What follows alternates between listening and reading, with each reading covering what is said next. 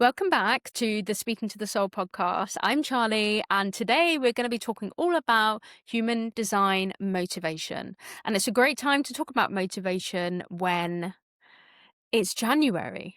And the thing is that I want to say to you to start off with is January is not a naturally high motivation month. Okay. We have this really weird thing in our capitalist society where January is a month that things start again. It's a month of renewal. It's a month of coming out. It's a month of getting out there, starting things again, being motivated. And that has been driven by capitalism. Okay.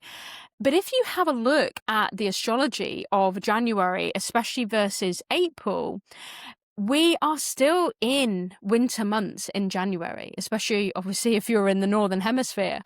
January is still winter. And what do we do in winter? We hibernate, we go inwards, we research, we don't get out there. This is not like a Leo sort of like, yeah, jazz hands, let's get out there, let's do things. And this is where people start to fall down with their motivation, because you think that you might be motivated, and then it comes to 3 weeks into January and you haven't got very far with your goals or your resolutions or your intentions, whatever it is that you set up for yourself. And then you start feeling like, well, this is not going to be a great year because I haven't started strong. And what I would love to talk to you guys today about specifically is that actually not only do we need to look at the concept of where we are in the sense that it's still winter, it's not spring. In April, we're going to, feel that, renewal and that coming out and that, visibility again. But actually, we also need to take a look at our human design motivation as well. So did you know in the human design chart, very, very, very deep down within the chart that you see, not many chart generators actually show this as a thing. And if you're a human design reader, then you know where it sits because it's complicated of where it actually sits in there. And it can show you how you are designed to be motivated. Okay. Now, there are 6 motivations in total, and I'm going to give you a little bit of an overview about them all. Now, if you do not know what your motivation is, then please go ahead and run your human design chart with, which is on my website. It's a chart generator that you can run, and it will show you what your human design motivation is. So the first motivation that you might be, line 1, this is fear motivation, right? I know it might not sound very good, but fear motivation is when you act when you feel like something is urgent or needs fixing. Now, clarity will come to you through just like responding to what actually feels a little bit off. Okay, so if you feel a little bit of misalignment, if you feel a little bit of something that needs tweaking, the fear that that is wrong will drive you. Okay. I don't actually like calling it fear motivation. I feel as though it's more a driver to make sure that things are fixed. But don't confuse this with perfectionism. Okay. Things can move forward without having them to making them be perfect. Right. Line 2, this is hope motivation. This is where you're motivated when you see the big picture. You trust in the possibility of what could potentially be here and come in towards you. You're very, very optimistic. When you're motivated, it's like motivation with optimism. There's also a lot of spaciousness in your motivation as well. You need to make sure there's space, because as soon as you feel clamped down and as soon as like negativity comes in, whether that's, from somebody around you, or maybe even when you are, on social media and you feel as though the imposter syndrome is coming in, this is where it starts to feel a little less spacious and a little less optimistic. So that is hope motivation. Let's have a look at desire motivation, line 3. So if you have desire motivation, you are driven by understanding, by mastery of something, and by the depth of something. Okay. And you need that right information in order to act. And really, this is something where this is, you have a lot of ambition, a lot of drive, and it like moves you forward. And it's really important to know here that actually this is a motivation that is not as conditioning in our society as some of the other motivations, because we are all conditioned actually to think that we should be motivated, we should be driven, we should be ambitious. So if you are someone that feels like you're ambitious, then great. If you've got desire motivation, then great. If you are someone you don't have desire motivation, but you also feel driven and ambitious, just take a look at your motivation. Take a look at maybe also your root center to see whether it's defined or not, and see whether there's a little bit of conditioning that's coming in for you on that one. Line 4 is need motivation. So this is where you are motivated by what is really essential, really practical, and really necessary as to what we need, like in our lives. Okay. You really do cut to the chase, and you really sort of do this whole, what really matters right now is this. So therefore that is what motivates you to, come in and do that one thing, that thing that you need. It's a little bit on the selfish side, but if you've ever heard me talk about, selfishness in human design before, you'll know that that's not a bad thing. We are so conditioned in our society to put everybody else first.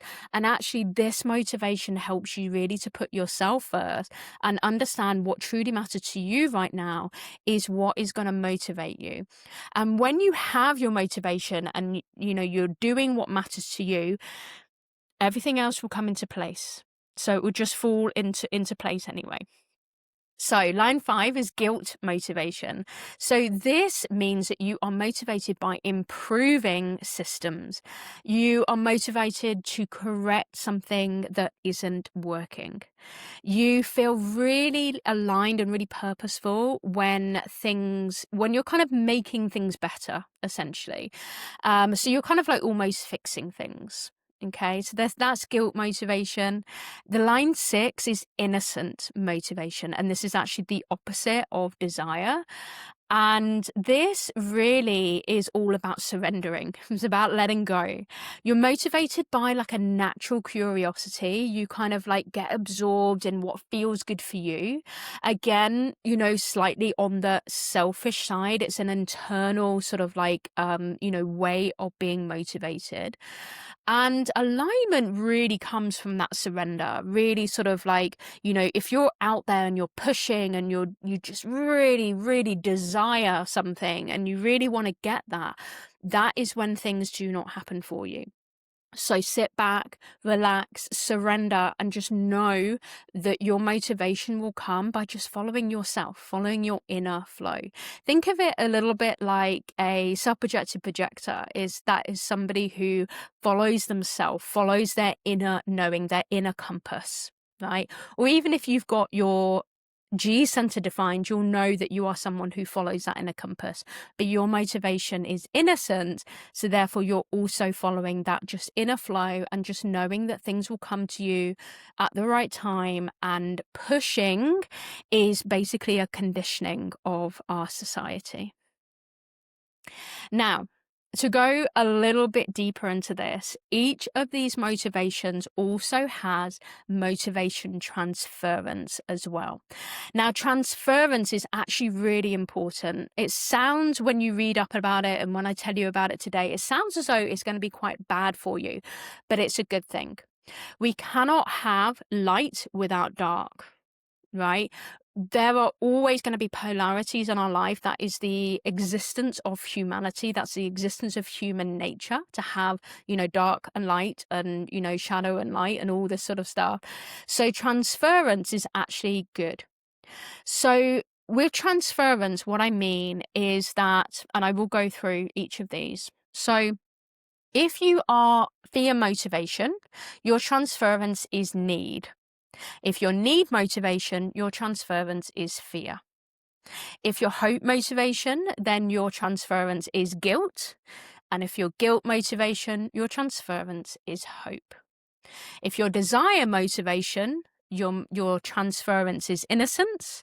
And if your innocent motivation, then your transference is desire. Okay.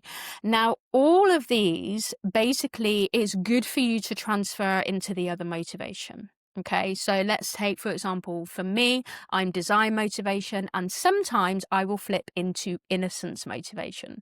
And to be honest with you, as a projector, it's quite difficult navigating that because as a projector, I am here to be. I'm not here to do. I'm not here to, like, push, initiate, and force things to happen anyway. So I almost need that innocence motivation. But at the same time, what really drives me is just that desire to help other people.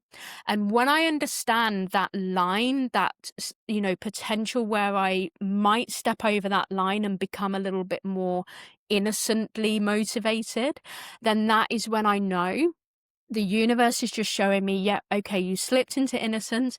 Now we need to come back to desire. And conscious awareness is like literally the most important thing about the whole of human design anyway.